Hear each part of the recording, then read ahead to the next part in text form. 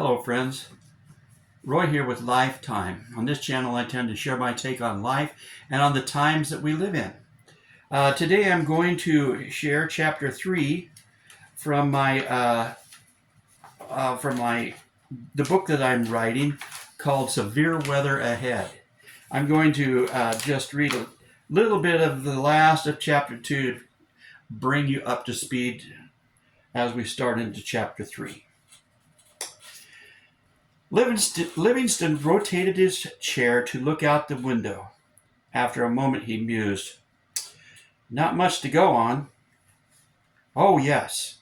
Smith said he was able to get the receiving phone's number, and it is located in Oklahoma, Smeatley stated triumphantly.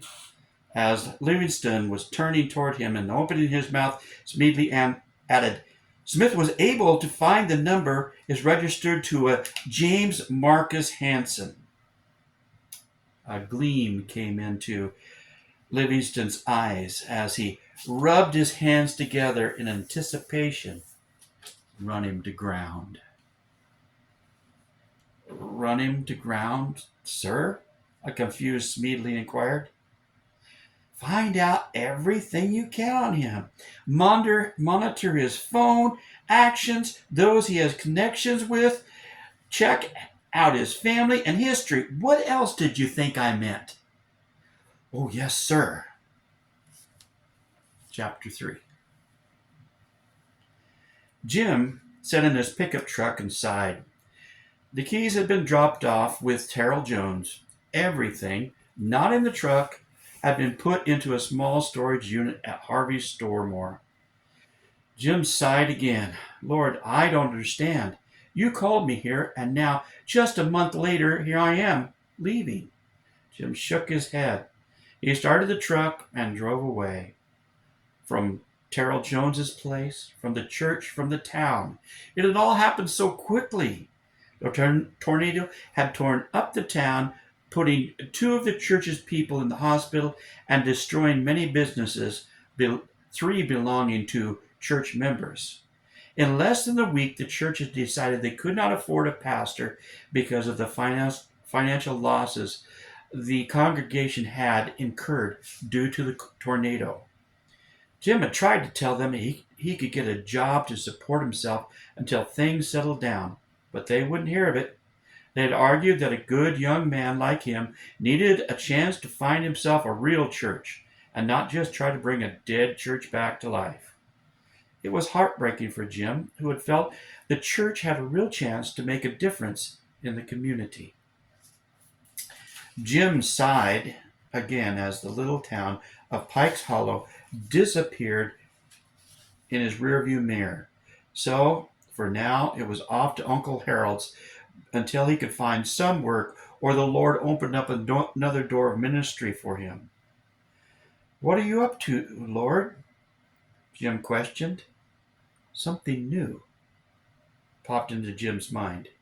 That made Jim sit straighter in his truck. Was that thought from the Lord? Jim wondered. What are you up to, Lord?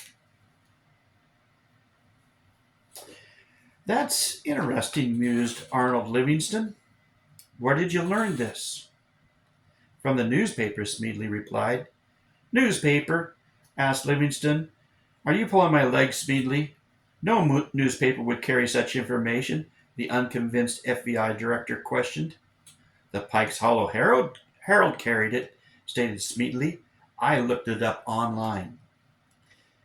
You know, Smeatley, sometimes you're much smarter than you look, Director Livingston said with an amused look on his face. Why, thank you, sir, said Smeatley, puffing out his chest a little. Then he replied, I think.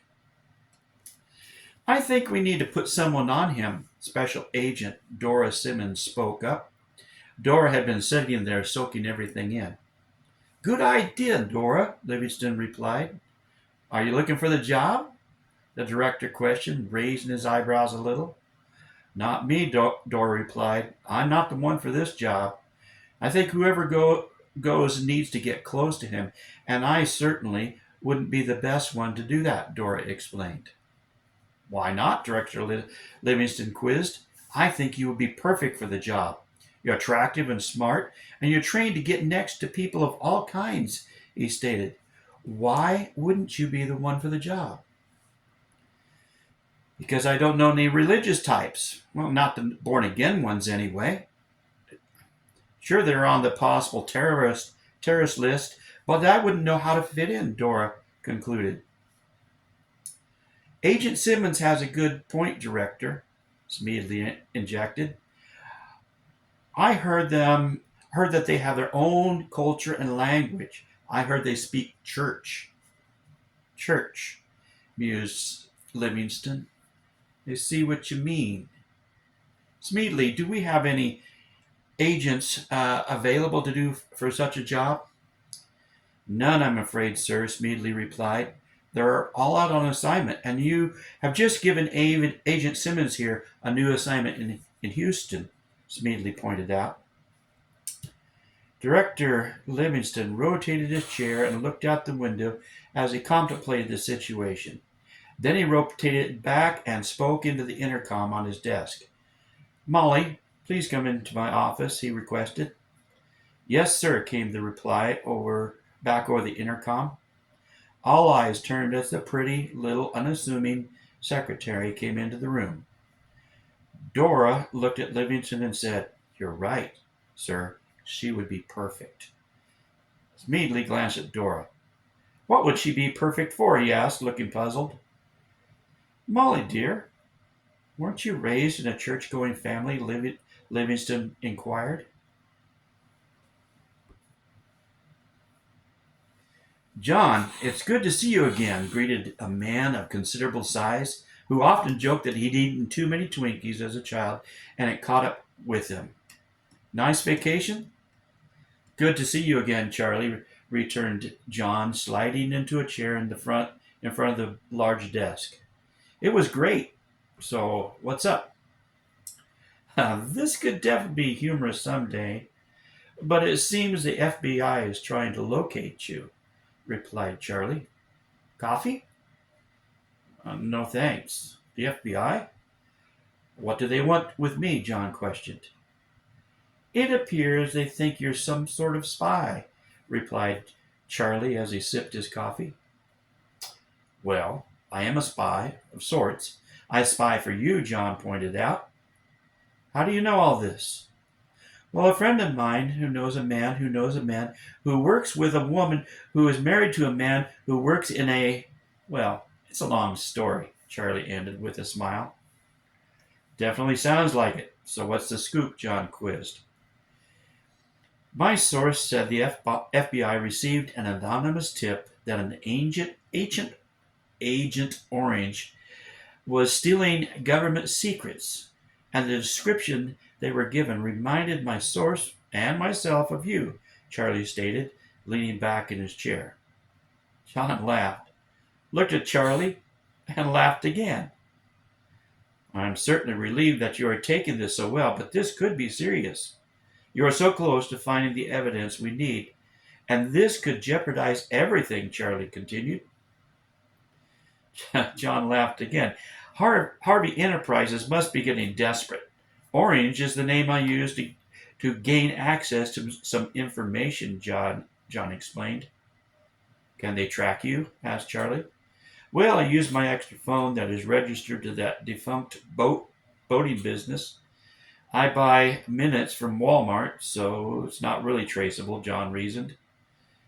If the FBI were given that number in an anonymous, you know what I mean, tip, they could be tapping your phone, Charlie suggested. You have a point, John responded. Here, take this phone, Charlie said, retrieving a phone from his desk drawer. You'll have to buy minutes for this one, too. Now go on, break this case, Charlie insisted. Well, that's the end of chapter 3. Probably share chapter 4 early this next week. Hope you're enjoying this. God bless you. Have a wonderful weekend.